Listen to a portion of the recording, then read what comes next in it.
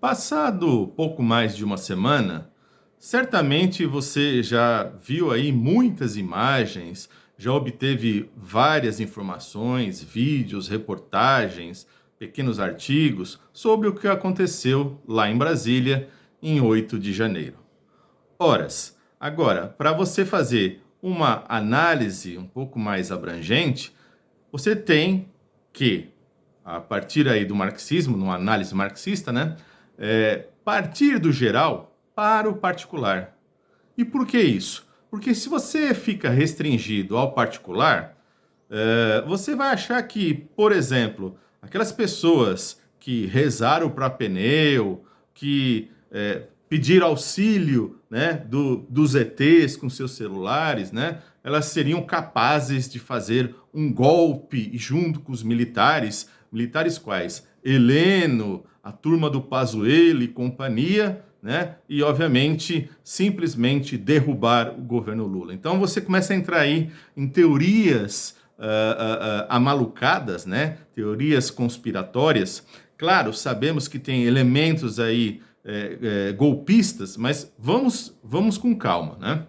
E também, obviamente, cair aí em análises de criar heróis, né? Dizer que Lula, Dino, Xandão, através das suas canetadas, salvaram o Brasil do golpe, né? Então, criar a figura do herói, né? Aliás, para uma geração atual, sobretudo aquela que tem menos de 40 anos e só vai no cinema para ver herói da Marvel, né? Cai como uma luva, né? É o mundo que a gente vive onde se busca, se tem a necessidade de ter um herói, um salvador da pátria.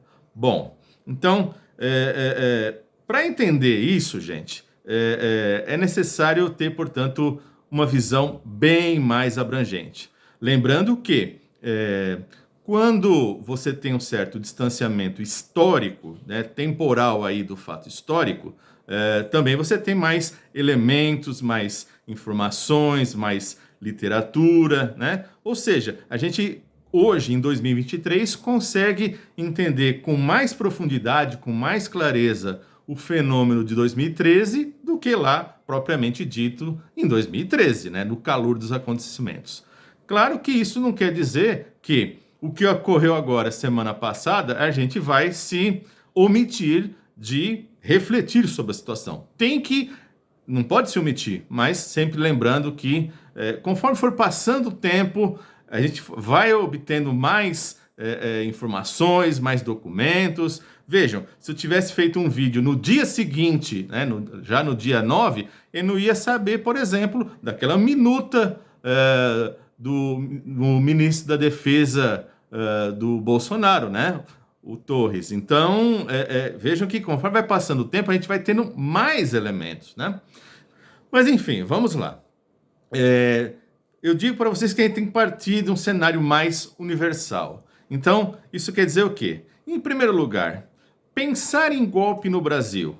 Há apoio externo? Ou seja, o mundo carece de governos de um país como o Brasil, que é o maior aqui da América Latina, caminhar para uma ditadura? Não, não tem apoio externo de nenhum país declarado, né? Não tem apoio de ninguém. Pelo contrário, há uma preocupação mundial aí com a região amazônica, região essa que a política bolsonarista simplesmente progrediu e muito com a devastação daqueles territórios com suas florestas.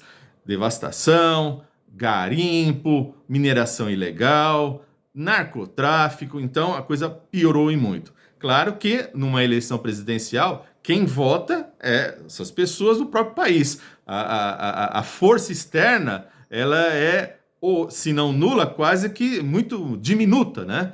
Tanto é que está todo mundo de olho na eleição brasileira, né? E quando saiu o resultado do segundo turno, que no horário europeu já era quase meia-noite, o primeiro a ligar para o Lula foi o presidente da França, o Macron, dando os parabéns, né? Então, percebam que externamente esse suposto golpe não teria nenhum tipo de apoio. Para ter um golpe, você tem que ter aí, obviamente, apoio também das massas, né? Não necessariamente tem que ter apoio das massas, mas se tiver, digamos, dá mais credibilidade aos golpistas. E nesse caso, o país dividido em dois, né? Em termos de votação, e não quer dizer que todo mundo que votou no Bolsonaro apoiaria um golpe militar. Então, tem isso também.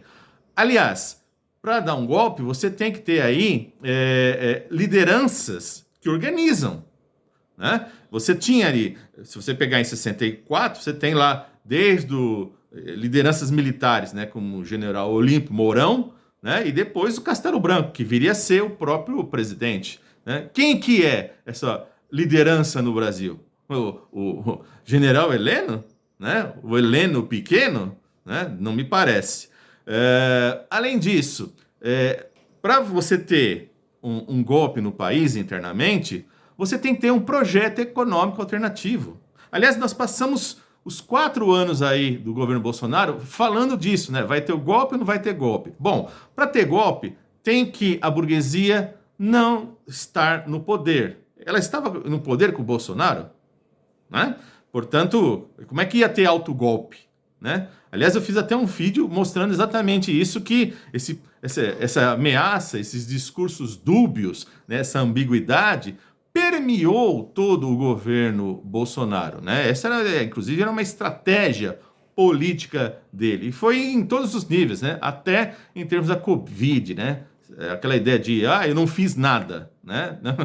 Não fez nada, ou seja, não fez o que deveria fazer, né? E fez errado quando deveria ter feito outras coisas, né? Mas sempre transitando com essa ambiguidade, né? E agora, obviamente, à medida que o governo Lula é eleito, né?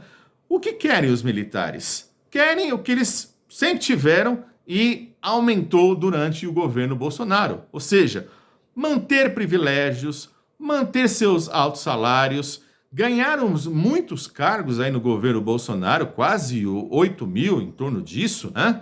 E, obviamente, fizeram seus negócios, né? Muitos se tornaram pequenos empresários e faziam suas negociatas com o próprio governo. O próprio relatório da CPI da Covid acabou mostrando isso. Portanto, da parte dos militares, eles querem, obviamente, mostrar, primeiro, que existe uma tutela militar em relação ao governo. Vejam que a nomeação do ministro da Defesa, o Múcio, digamos aí, uma concessão para os próprios militares, né? O próprio Múcio achava que não tinha que tirar ali os acampamentos, né? Ele mesmo dizia, né, que tinha amigos que estavam participando ali dos acampamentos, né? Então, achar que aquilo ia se dissolver por si próprio foi uma grande ilusão, né? Ora, e junto com isso, você tem essa verdadeira turba de minions, né, de gado bolsonarista radicalizado, que entre os dias 7 e 8 foram chegando a Brasília e para que no dia 8 fizesse tudo aquilo que a gente acabou vendo, né? Portanto, aquela situação onde você percebe a retirada da guarda a palaciana, toda aquela movimentação do ministro que vai para a Flórida, do governador Ibanez Rocha, que o apelido dele é Enganês Rocha, né? Também bolsonarista. Então, claro que se tenta-se colocar figuras heróicas como Lula, Dino, Xandão, é bom lembrar, por exemplo, que o Dino, além de ministro da Justiça, ele é um político. Portanto, ele teria que ter tido muito mais atenção, ter muito mais sagacidade sobre as possibilidades do que poderia ocorrer ali no dia 8. Houve um vacilo ali, né? Houve uma vacilada por parte do ministro, que, claro, depois acabou sendo corrigido à medida que nomeou um interventor civil, porque na lógica desses militares, eles achavam que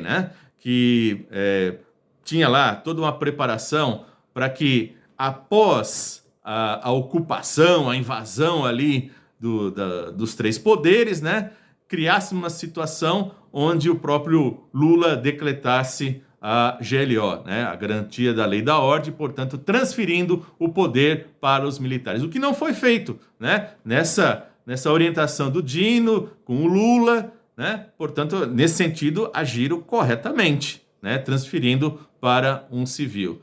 E, obviamente, o Alexandre de Moraes, inclusive, depois, quando ele passa por lá, logo no mesmo dia, vê todo aquele estado de destruição, e, obviamente, percebendo que, se fosse um dia útil, ali, sim, haveria fatalidades. Pelo grau de radicalização que você tinha ali por parte daquele gado bolsonarista, com certeza haveria vítimas, assim como houve lá no Capitólio, né? Com a diferença que no Capitólio, quando se invadiu o Capitólio, houve resistência da guarda do Capitólio, por isso que acabou tendo fatalidades de ambos os lados. Não foi o caso aqui no Brasil. Aqui você teve a conivência de militares, da Polícia Militar, do Exército, claro, como fruto, como desdobramento de 4 anos de privilégios do Bolsonaro para essas camadas, né? Que, portanto, essa é uma herança que a gente está herdando aí do governo Bolsonaro, e isso tem que ser criado mecanismos para driblar, né? Fazer esse xadrez aí para buscar contornar toda essa situação. Ora, além disso, sabia-se que você tinha ali, além dessa ida do dia 7 para o dia 8, além desse financiamento desse pessoal, né, por empresas de ônibus, por burguesias aí do agronegócio, que está lucrando horrores, nem ela mesma há 4 anos atrás imaginava que o dólar ia estar tão desvalorizado, né, o real ia estar tão desvalorizado em relação ao dólar, e ela ganhando tanto dinheiro com as exportações, por isso ela quer manter esses privilégios, né? Então, garimpeiro, madeireiro ilegal, narcotraficante, todo mundo, esses caras, né, essa escroque burguesa, tá ganhando muito dinheiro. Então, financiar ônibus para ir lá, né, essa turma radicalizada, para eles era um grande negócio, né? E claro, havia junto com isso a ideia de bloquear a saída de refinarias, bloquear estradas, essa derrubada que a gente vem observando aí nos últimos dias de torres de transmissão. Tudo isso compõe um quadro onde se busca o quê? Criar para o governo atual dificuldades, criar uma situação para o governo atual de uma situação, se colocar numa situação onde mostra que o inimigo tem força, né? Então, portanto, a gente tem que entender tudo isso diante do quê? Diante do que vem a ser a autocracia brasileira, né? O discurso da imprensa, do próprio poder, fala-se muito em democracia, né? Temos que resguardar a democracia, garantir a democracia. Não. Aqui a nossa análise é diferenciada, ou seja, nós vivemos numa autocracia. E essa autocracia, nesse caso, ela está institucionalizada. Ou seja, como foram atacadas as instituições, as respostas por parte do legislativo, do executivo, do judiciário, foi para, obviamente, manter, digamos, a manutenção, a ordem dessa própria autocracia institucionalizada. E o que se buscava fazer aí é voltar, ou seja, nessa conjuminação de militares, empresários, burguesia, gado radicalizado, GLO, ex-ministro da Justiça bolsonarista, governador bolsonarista, nesse melê todo, nessa situação toda, você tinha aí a possibilidade do quê? De criar as condições, a depender do que fosse decidido, né? Se caminhasse ali com Lula e o Dino para decretassem o GLO, né, a garantia da lei da ordem, transferindo poderes para os militares, isso poderia ascender, a gente não pode mais garantir nada, porque a história se analisa o que é, não o que poderia ser, né? Isso não é história, portanto, né? Mas a ideia desse pessoal que arquitetou, lembre-se, né? Quem está arquitetando é uma turma bolsonarista. Repito, é gente que procura auxílio dos ETs, que reza para pneu, né? E junto com o militar que não sabe administrar absolutamente nada. Vide Pazuello no Ministério da Saúde. Portanto, nessa turba conturbada, precária, né, poderia se transitar de volta por uma autocracia militarizada. Isso quer dizer que, no Brasil, a linha entre autocracia institucionalizada e autocracia militarizada, a linha é muito tênue, não é distante.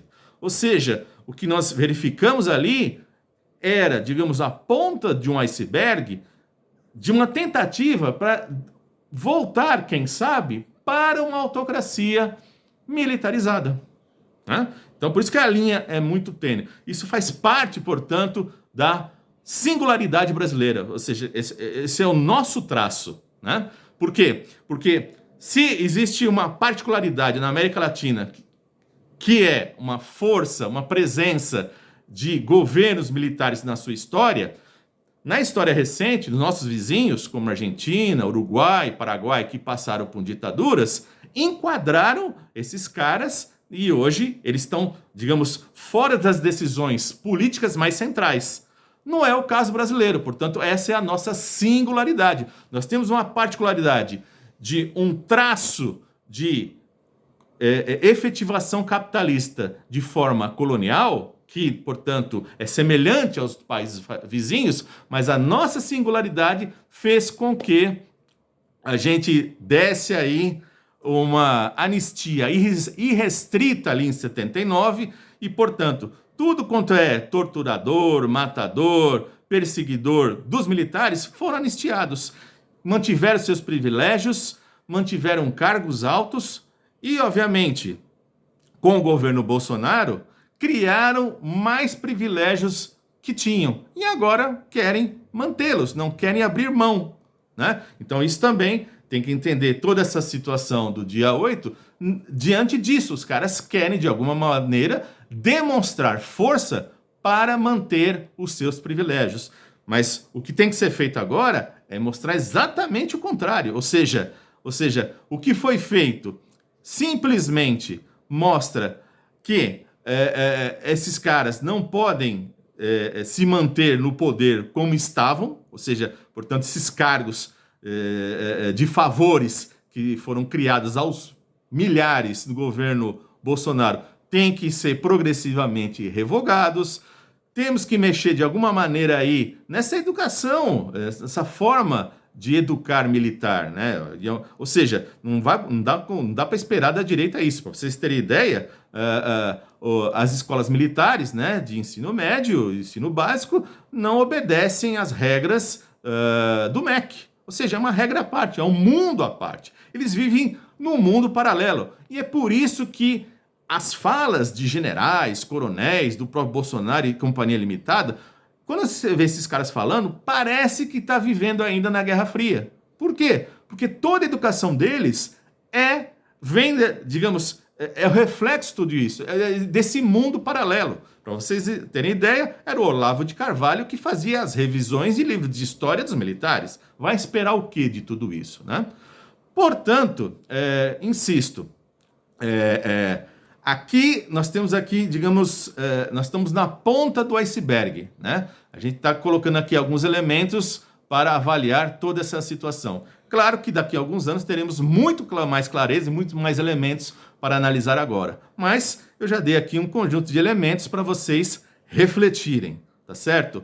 Teria muito mais para se dizer, né? Mas o ano está só começando e esse é só o primeiro vídeo desse canal esse ano, né? Portanto, se contribuir para o seu conhecimento, para as suas reflexões, dê o joia. Se está conhecendo o canal agora, inscreva-se nesse canal e com certeza vamos ter aí um ano melhor em 2023, apesar do que aconteceu aí no dia 8. Afinal de contas, né, uma vez que Bolsonaro foi afastado do poder, né, e vejam, o meu primeiro vídeo do ano seria para discutir exatamente o relatório do governo de transição, né? Ou seja, discutir economia, aquilo que nos afeta diretamente. No entanto, vejo que como isso também toma o nosso tempo e nossa atenção e do governo também, né?